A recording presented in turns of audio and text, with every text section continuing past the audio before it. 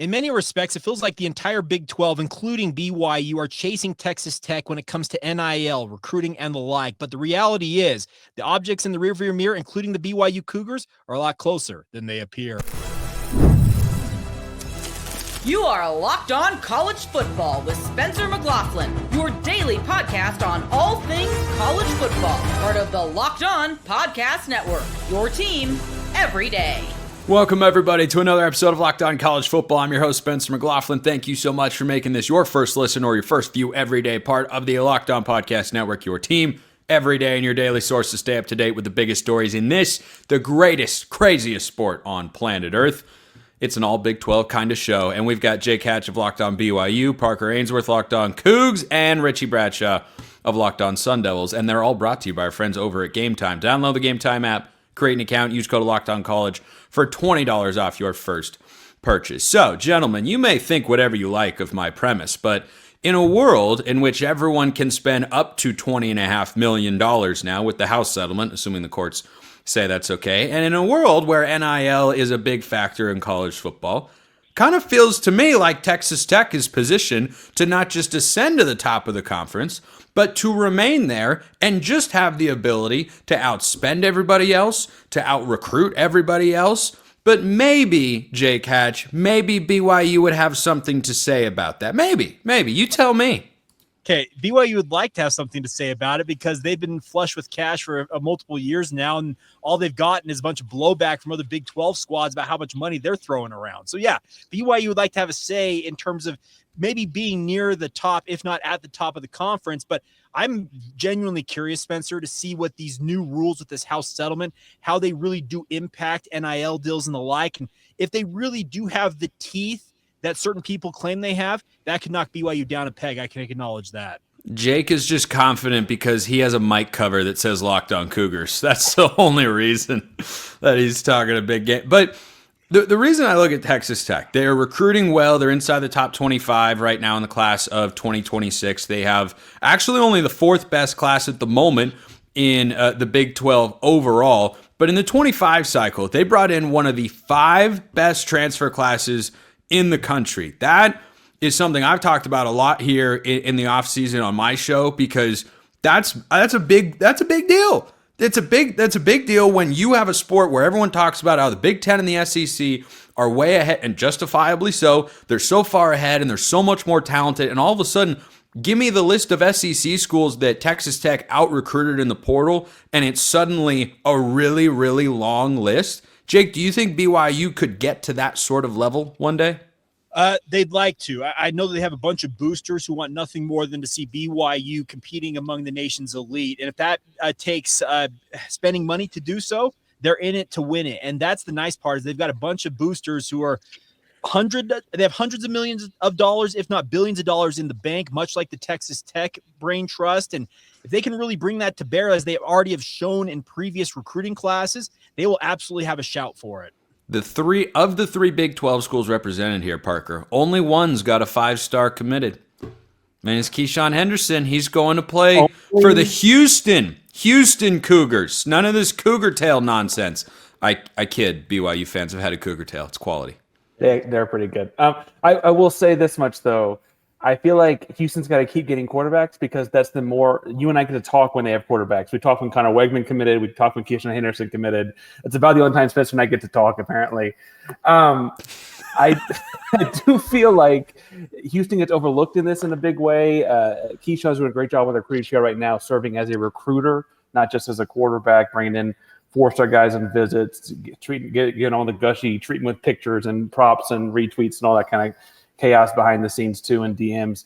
I feel like what's interesting about Houston though is they basically drawn a 2-hour radius around the city, maybe 2.5, and said, hey, we're just trying to dominate this. And what's funny when you bring up SEC schools is they're also trying to get inside that 2.5-hour radius. Like it's such a prime real estate for football, Wegman and Keyshawn included, that like people want what we've got. And he's just like, hey, let's just stay here and play with the city on our chest. We're all good, right? That's the big sales pitch. Obviously, NIL dollars do play some role. Obviously, House settlement dollars play some role too.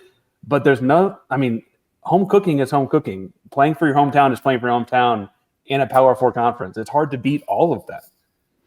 Yeah, one of the reasons I highlight Tech as well as, hey, they can become a real power is look at the talent they've got in their backyard. They don't have to go that far to find elite college football talent. If suddenly they can pay with the best of the best, well then, hey, you can do that in the long run. So we've got a bunch of NIL booster money for BYU. We've got two 5-star quarterbacks, really. Wait till this weekend. BYU's got a 5-star coming on campus, and Ryder Lyons going to be a Cougar. I'm saying it right now.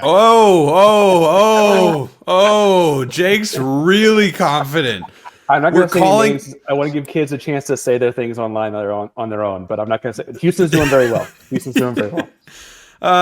So Houston's got 5 stars. BYU's got all sorts of money. Might get Ryder Lyons, and ASU has Richie Bradshaw. And you know what? Let that be enough, right, Richie? Is that enough, though, Spencer? Is that enough? Well, I mean, that depends on what your expectations are for the sleeping giant that is Arizona State. I did not bring you three on to debate this by accident. This was not an accident by any stretch. All right, defending champ, let's go. Well, here in always sunny, 112-degree Phoenix, Arizona, the Valley, as we love to call it, there's a lot of talent all over the place. Arizona, as a state, has a lot of high school talent that trickles throughout the country. In fact, I was looking at this the other day. I was like, you know what? I would love to just see how many good football players have come out of Arizona high school over the last 20 years. And it's guys that I would have never connected with the state, like Bijan Robinson, one of the best running backs in football, kid from Tucson, Arizona. There's a lot of really good football players that come out of the state as a whole. And Arizona State, for a very long time, had a very strong grasp on keeping those kids home. If you look at recruiting classes from 2016 to the 2000s, a lot of these kids stay in state. But since then, a lot of them end up going elsewhere. And now ASU, who has been on the downswing of recruiting for a little while, is starting to realize, hey, there's a lot of really good kids that are in our backyard that are leaving. And we need to start changing that. And in comes Kenny Dillingham, who creates the hashtag Activate the Valley movement and wanting to keep the kids home. But then you're also still understanding, hey, Southern California is not that far from us, and Texas is a stone's throw away from us. So they're attacking all over the place to get better at recruiting, keeping guys home, bringing guys in. And ASU is just trending up. They attack the transfer portal well. They start winning football games, and now you're in a point where, hey, these kids are not just being told things are changing in Arizona. They're seeing that things are changing in Arizona. And I want to be a part of that. So let's stay home. Let's stay home and be a part of Arizona State and see if the rest of that can start catching up with everything. But, I mean, you've got the talent in your backyard, and you're in a really good spot where you can recruit Southern California. You can recruit Texas. They just plucked a kid out of Georgia this recruiting cycle. They're able to start just getting all over the place. So as long as they continue building that brand and identifying who they are through Kenny Dillingham's vision, then yeah, you're in a great spot right now. Parker wants to chime in so badly he's going to bite his pen out of his hand. Well, and I debated saying this because I do have family in Lubbock that I'm planning on sleeping on a couch later this month. But I will say advantage that we all have, everyone in this chat has, is that we live near Phoenix. We live near Salt Lake City. We live in Houston. None of that is Lubbock. And as someone who has family there, I can tell you right now, that's a win for everyone here. Whoa. It's a big, you talk about recruiting your backyard, but you can stand on one side of Lubbock and wave to the other. Right now, yeah. Let's go to Chris in Lubbock. By the way, I just like to point this out as the host of this particular program. I have ventured to Lubbock, Texas myself, and I enjoyed my time there a great deal. There is a wonderful golf course not far from campus where I went. I was not far from Lubbock Christian University, a premier Division II school athletics-wise, and that Texas Tech golf course, one of my favorites. One of my favorites that I have played. So I'm going to ask all these guys a question that's going to make their blood boil to an extent, just to an extent. I'm not going to let it go overboard. I'm just kidding. Of course I am. First, this episode brought to you by Game Time. There's nothing like the NBA playoffs. The intensity, the buzzer beaters, the fan losing their minds. It's the kind of atmosphere you got to experience live. And this year's matchups are already delivering. I mean, Tyrese Halliburton has been incredible time and again. And if you want in, Game Time makes it fast and easy to get seats, even for the biggest playoff games. Prices on the app actually drop closer to tip-off. And with killer last-minute deals, panoramic seat views, which are awesome, no surprise fees, which is even better, Game Time is a total game changer. I've used Game Time multiple times myself. I've been to a sporting event, I've been to a comedy show, all sorts of stuff, and it works great. You get a great deal, it gets delivered to your phone, you know what to expect. That's why you check out Game Time. Take the guesswork out of buying tickets with Game Time. Download the Game Time app, create an account, use code LOCKEDONCollege for $20 off your first purchase. Terms apply. Again, create an account and redeem code LOCKEDONCOLLEGE for $20 off. Download the Game Time app today. Last minute tickets, lowest price guaranteed. All right, so which of you guys, BYU, Houston, and Arizona State, is the best position to have that sort of talent acquisition ascension that we saw from Texas Tech this offseason? Oh, look, Jake Hatch is already overconfident. What do you know? What do you know? Okay. Jake, go. Okay, here's how this is going to go. Each of you is going to have the opportunity, 2 minutes, unfiltered. Everybody else's mic will be muted. And you'll have the ability to make your case for your school, and then I will respond with why you're wrong. But yeah, you go ahead, Jake. You fire away. All right. So first off, here's the thing. Oh, I muted Jake on accident. I didn't mean to do that. He doesn't even want me to talk. You're not even talking here. No, here's the thing about BYU. I already talked about today. They've got boosters who are very motivated and want to help BYU reach the pinnacle. They won that national championship in 1984, and there are multiple generations of Cougar fans since then who want to see BYU get back to that level. And with NIL the way it's been, BYU believes that they can bring the cash to really equalize the field. Now, the biggest thing for BYU is if you look at the 2026 recruiting rankings for 24/7 Sports, BYU may be ranked in the middle of the class in terms of just having 11 commits right now. But if you go by average ranking, the average rating from 24/7 Sports, BYU is the top Big 12 school with an average rating of 88.14, if my math is correct.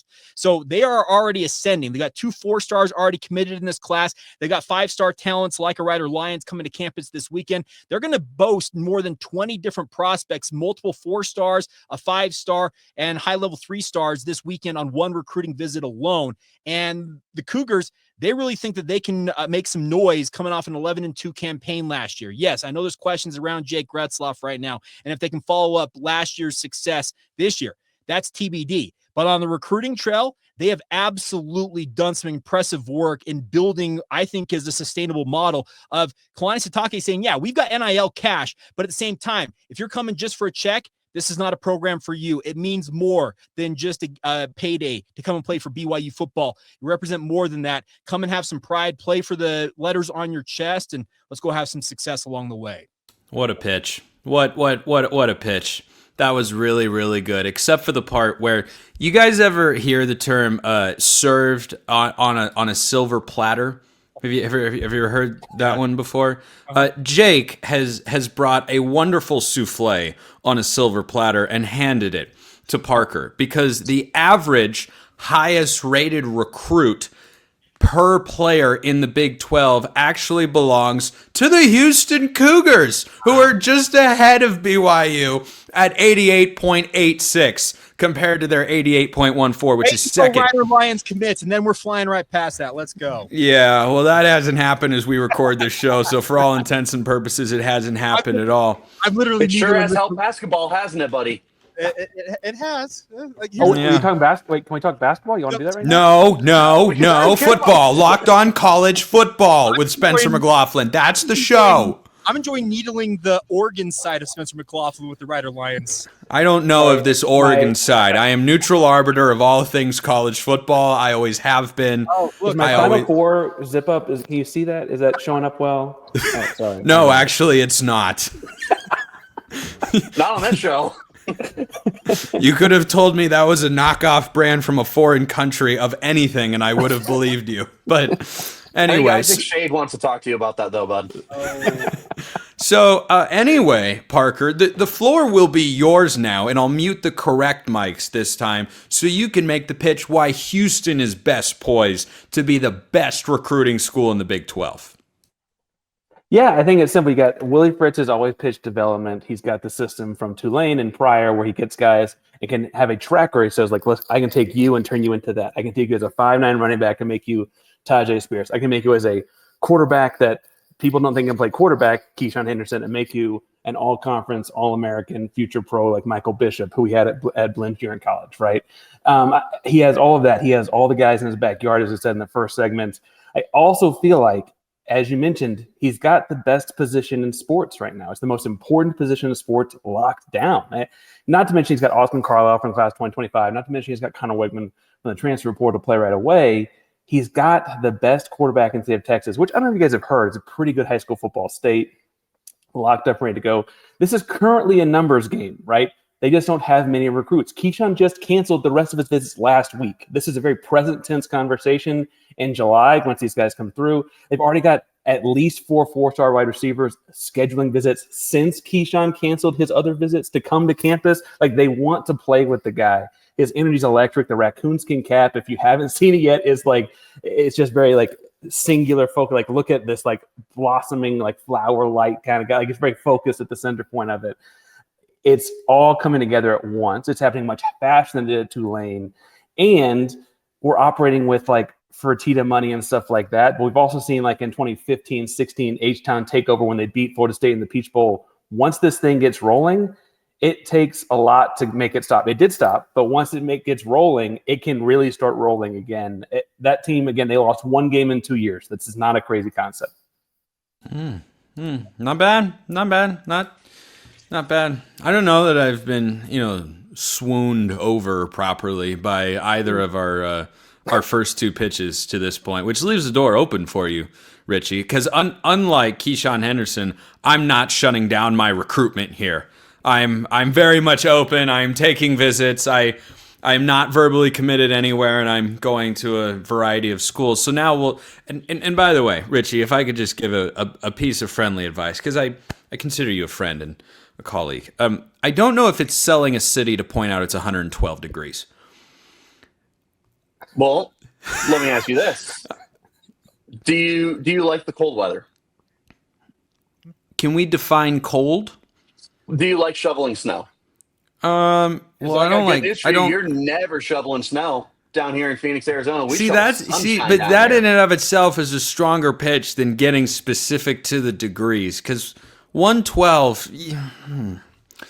It's part of the year. Rest of the year, you're feeling pretty good outside. A lot of pretty golf courses. Just go to the mountains for training camp. It's that hot in the valley. Come on now, brother. Yeah. You will trade a few hot months of the year for great weather the rest of the year. But I'll tell you what. You want to know why you come to Arizona State? Okay, you go ahead and tell us. Yeah, that'd be great if Jake and Parker didn't want to talk perfect. Oh, that's what that mute button's for, baby. If you want to come to Arizona State, there's a few things going for you that we can talk about. We can talk about athletics. We can talk about how beautiful the area is, that you got a short drive to Rocky Top, a short drive to California, to Las Vegas. You can go up to Flagstaff for snow, whatever you want to do. But if you want to talk about the football program, I think it starts and ends with this. Yeah, Kenny Dillingham, one of the youngest coaches in sports, period, just took a 3-win Sun Devils team in his first year there to Big 12 champions, first year in the Big 12 conference. And he did it not with a ton of money, but with a very simple pitch of, hey, do you want to be a part of something? Because we got something going on here. They have a motto that they have. They say something to the extent of, have the most fun working harder than anybody else in the country. And they don't pitch you with Rolexes and $100,000 sports vehicles and stuff like that. They tell you what it is. Hey, you're going to come here. You're going to have to work your you-know-what off. Like, there's nothing that's given to you. Jaden Rashada, 4-star quarterback. If you get beat out by unranked Trenton Bourget, then you get beat out by unranked Trenton Bourget. We're not here trying to build this program based off of the names and the highlights and stuff like that. But now that stuff is starting to come this way because the kids that are those blue chip caliber guys. See how quickly Arizona State turned around and they go, I want to be a part of that. So suddenly a coaching staff that's recruiting you not to be your best friend, but they're recruiting you to say, hey, we're going to get you in the best situation to prolong your career after this. That's a pretty good catch. Sam Levitt this past month had a little charity event. And some people were asking him, like, hey, you could have entered the transfer portal. Why didn't you? And he said, what's a few $100,000 when you can stay at a program that's getting you ready for the next level? I don't know about you guys. I've never heard a 20-year-old kid say, what's a few $100,000? Like, grand scheme of things, yeah, that's not a big amount of money to an NFL quarterback. But for 30-year-old Richie Bradshaw, what's a few $100,000? Let me tell you, Sam, what a few $100,000 is. That's a lot of bills. That's a lot of groceries. But that's where you've got these kids feeling about ASU right now is, yeah, the money's coming and everything. Everything is starting to culminate there. But right now they're selling this team based off of the prestige of what they can be and how quickly they're getting there. And it's in the ear of these kids. Them's some compelling words, Mr. Bradshaw. And, somehow you did that whole spiel and didn't rub the Big 12 championship enough in the faces of these two guys. I was gonna say, where's the they had a head start. BYU got in there 2 years ago, or I don't know. It's all blends together. Houston, you got in there 2 years ago, and Arizona State comes in first season from the Pac-12. RIP. First season is like, you call this a conference? Mr. King? Nah. Is this? Yeah, that's right. I'm your king. You're Killmonger. Arizona State's Killmonger. Killmonger loses in the end. But anyway, that's those are some good. He was right, but he was right. I don't think that's the moral of the movie. Actually, I don't think that's how that goes. Next up on the show with Thanos right coming up. Oh no, Thanos was right. All I have to do is ride on an airplane to know that Thanos was right. As somebody just drove across the country, I can tell you right now, Thanos was right. Trump spent 30 seconds on the internet and said, "This whole place has to go. It's got to go. It's got to go." All right, we're gonna wrap this up with actual football talk. As badly as I want this to descend into a conversation about Marvel movie themes and takeaways, because these guys are then going to debate with open mics, presidential debate style, who's going to have the highest ranked recruiting class in 2026. Look at Parker, looks like he's getting ready for a boxing match. Oh yeah, don't miss that.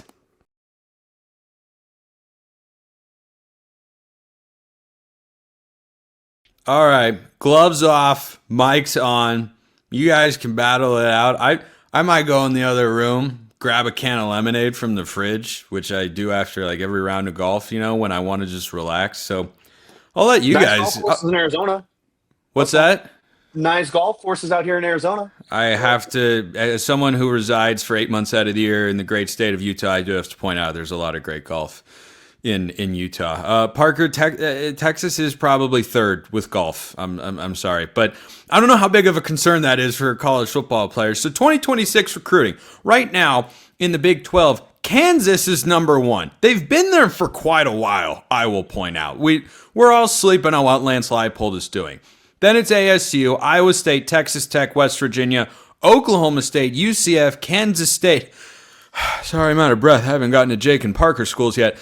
And then BYU, TCU, and Houston. So good news for the Cougs of both varieties. You guys are just outside the top half of a 16-team conference, so that's got to feel great right now. But who's finishing with the highest-ranked recruiting class in 2026 in the Big 12? Before we all go for each other's throats, I just want to say that it's really cool that the three new kids on the block of the Big 12 are running this conference. So, gentlemen, cheers to us, the kings of the new Big 12. Okay, now ignite the red wedding already. let me know when you guys are ready to start contending with the top dog. As Dr. Dre once famously said, You got to jump and swing up to hit me in the knees. Oh, okay. I like that. Here's the thing. Watch out for this coming weekend. This could be maybe the most pivotal weekend in BYU recruiting history. I'm dead serious about that. I mentioned there's up to 20 different guys that are going to be on campus this weekend, and there's some of them that are already committed that are going to be here, but they can land the guys that think they can land. Speaking of BYU, you're going to see the two Cougars take a major leap, and very well at the end of the day could be at the top Big 12 team in the 2026 cycle if all goes according to plan. Yeah, I want to piggyback on that too and say Houston's having a pretty strong last 10 days or so. It's been a week since Keyshawn fully committed and declined his other visits. You've seen a bunch of people jump in and take extra visit, take an official visit when they only had an unofficial earlier to Houston. I don't think that's an accident. I also think the thing that we can all agree on here though is every time Tech gets predicted to do well, they don't.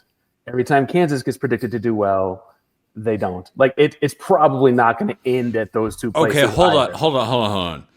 The Tech thing, I hear you. I'm going to jump on the train anyway. I've already gotten aboard. I can't get off of it. So it's a runaway train. The Kansas thing, you say every time they've predicted to do. Yeah, all three. Predicted to. Yeah, three? What three? Three? It's one. There's one. There's one time where they were predicted. I'm not talking about actually doing well. I'm talking going into the season, people like me or whoever said, oh, Kansas will be good this year. But, okay, here's the thing. Yeah.